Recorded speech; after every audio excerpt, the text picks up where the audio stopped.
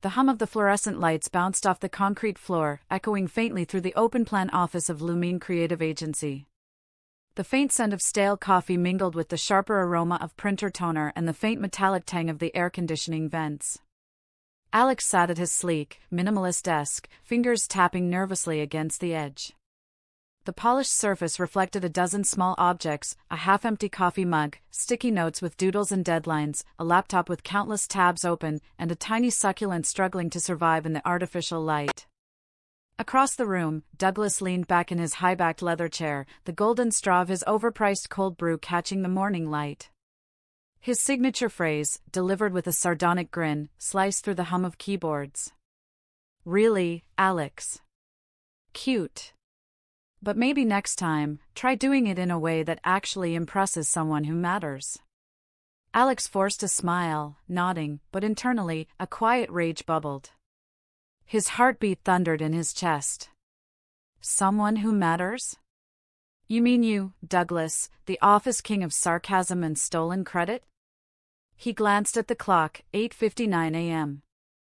1 minute before the chaos of the day began. And today, unlike any other, Alex wasn't just enduring, he had a plan. 3 years ago, Alex had walked into Lumine Creative Agency full of optimism, creativity, and bright ideas.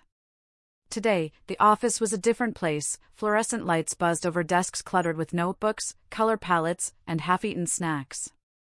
The floor creaked with the shuffle of overworked designers. The walls, once adorned with playful murals, now looked sterile under Douglas' shadow. Douglas, the creative director, ruled with charisma and cruelty. He was a man whose every movement radiated authority. The golden straw in his cold brew was his scepter, his smirk a silent threat. His signature phrase, "Let's just call it ambitious, shall we?" was the prelude to humiliation. Alex had endured enough to know exactly what it meant. Your work is worthless, but don't worry, I'll remind everyone. Alex wasn't alone. His best friend, Maya, endured the same subtle cruelty. Meanwhile, Trevor, the office gossip with a penchant for exaggeration, chronicled Douglas' abuses like a human tabloid's feed. But Alex had a secret. He'd begun quietly collecting evidence: emails, screenshots, voice notes, and office memos. Every jab, every stolen credit, every unethical shortcut Douglas took was being documented, meticulously catalogued in a folder he ominously labeled Karma. Douglas' office was a shrine to himself. Awards gleamed under the LED ceiling lights, his desk immaculately organized with pens aligned at perfect angles. He had the uncanny ability to command attention with silence, walking past employees with a hand lightly resting on a chair's back, whispering, "Remember, I'm always watching." He thrived on control. Fear was his weapon, charm his shield. He could make a client laugh while simultaneously reducing his team to quivering anxiety. Alex had studied him closely, the twitch in Douglas' left eye when he was cornered, the slight tremor in his fingers when angry, the way his smirk faltered just a microsecond when someone called him out. These cracks were tiny, almost invisible, but Alex had begun to notice them. It started with a small slip. Douglas had mistakenly sent an internal email to the entire office instead of just a client. It instructed a junior designer to cut corners on deliverables to save budget. Alex froze. This wasn't just unethical, it could ruin the agency's reputation. He copied the email, noting the timestamp, and filed it under Karma. The overconfidence of Douglas was about to be his undoing. Thursday morning. The office buzzed with low-level chaos, the tapping of keyboards, the occasional squeak of rolling chairs, the faint smell of reheated bagels wafting from the kitchenette. Douglas hovered behind Alex's desk, sipping his cold brew, the golden straw glinting under the office lights. Ambitious," he said slowly, his tone dripping with condescension. "Almost like you think your little ideas matter." "Cute." Trevor snickered from across the room. Maya's jaw tightened, her fingers curling around her pen. Alex nodded politely. "Keep calm. Watch, wait, record." As Douglas walked away, Alex opened the Karma folder, scanning months of meticulous evidence: emails, screenshots, Slack messages, video clips, internal reports. He felt a thrill. This was more than revenge, it was strategy. Friday arrived with a crisp chill. Morning sunlight spilled through the large industrial windows, bouncing off the glass partitions and reflecting in faint rainbows on polished floors. The scent of fresh coffee blended with paper and printer ink, grounding Alex as he reviewed his timeline. Douglas had a major client pitch at 2 p.m. Alex had 6 hours. 6 hours to prepare evidence for HR and agency director. Set up covert recordings of Douglas' pre-pitch meltdown. Coordinate with Maya for corroboration. The office felt like a pressure cooker. Every laugh, every footstep, every hum of the printer increased the tension. Douglas hummed a tuneless melody, oblivious to the storm brewing around him. Mid-morning, Douglas' temper snapped. He berated a junior designer for misplacing a font file, voice echoing sharply in the open space. Alex pretended to refill his coffee, his phone discreetly recording the tirade, trembling hands, desperate pleas, the cold satisfaction in Douglas' smirk. Maya caught his eye, a subtle raise of her eyebrow. The cracks are showing. Trevor whispered, almost to himself, I've never seen him like this. By noon, Alex's desk looked like a crime investigation scene. Email 1, Douglas instructing falsification of reports. Email 2, Douglas taking credit for Alex's campaign. Screenshot, Slack chat mocking client questions. Video, Douglas berating a junior, captured in full. Internal memo, multiple violations of HR protocols. Invoices, expense reports altered without approval. He reviewed each item, taking notes, highlighting timestamps, and noting witnesses. The more he combed, the more glaring the pattern became. Douglas wasn't just difficult, he was reckless, unethical, and dangerously arrogant. At 1:30 p.m., Alex sent a discreet message to HR and the director.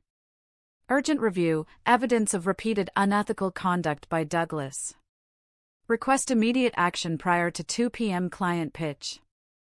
HR arrived, the sharp scent of formaldehyde-like office sanitizer announcing their presence. They moved swiftly, whispering to Maya and Alex, nodding with growing concern. Douglas, unaware, rehearsed his pitch, humming under his breath.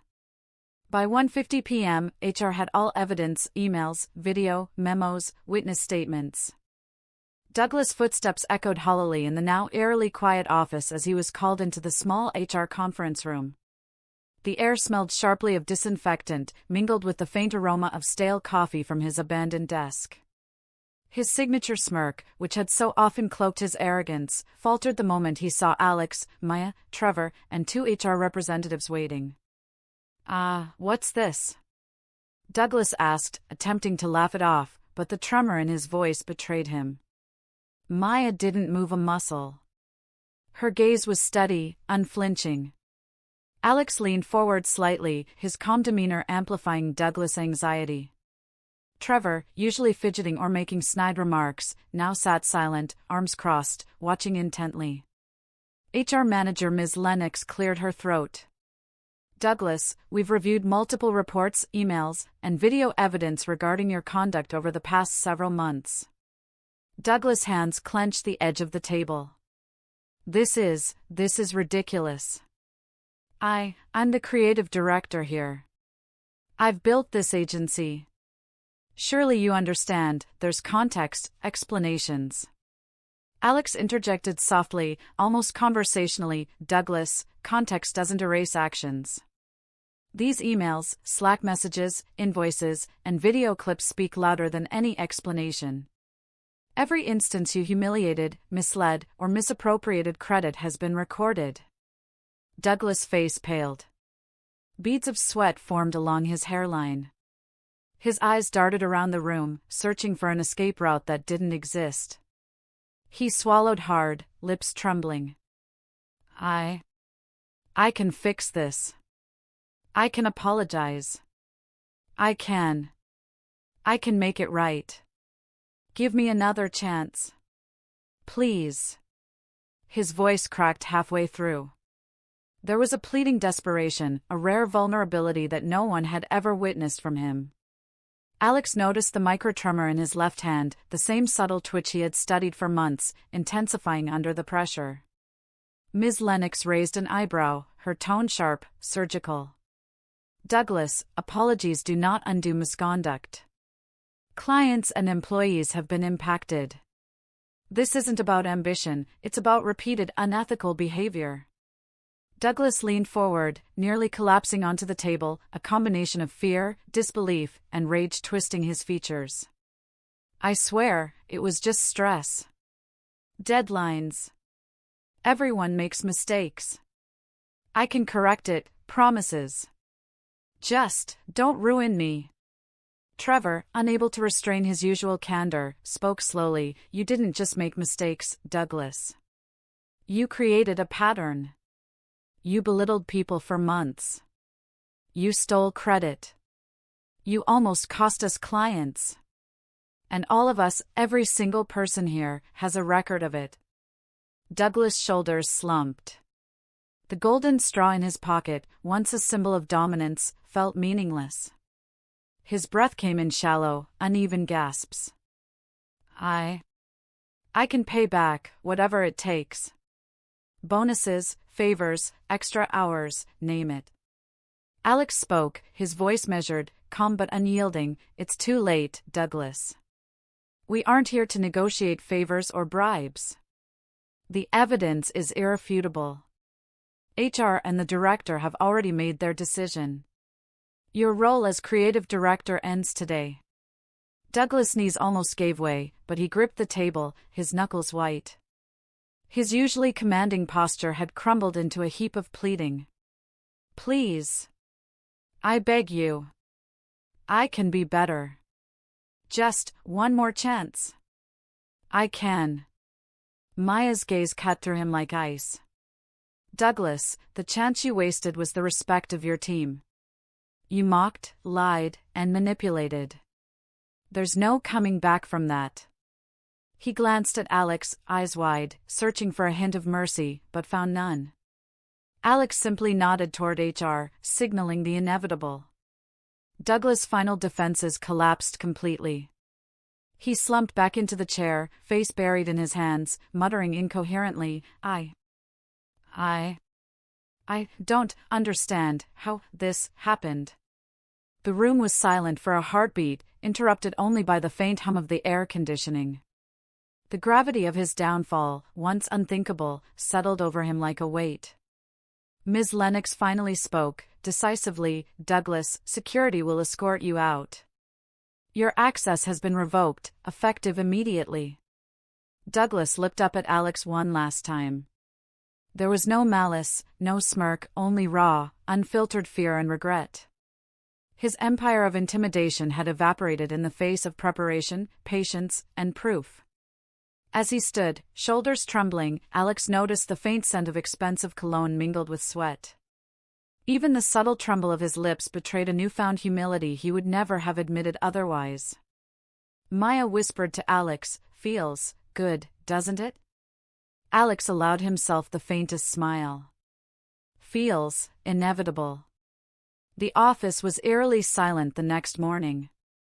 Sunlight streamed through the wide glass windows, casting long, angular shadows across the polished wooden floors. The faint hum of computers and the distant whir of the elevator were the only sounds filling the vast, empty space where Douglas' presence once dominated. Alex walked slowly to his desk, each step echoing slightly. His heartbeat hadn't returned to normal since yesterday's confrontation. The weight of anticipation, the tension of months of planning, and the adrenaline of watching Douglas crumble still lingered like a ghost on his shoulders.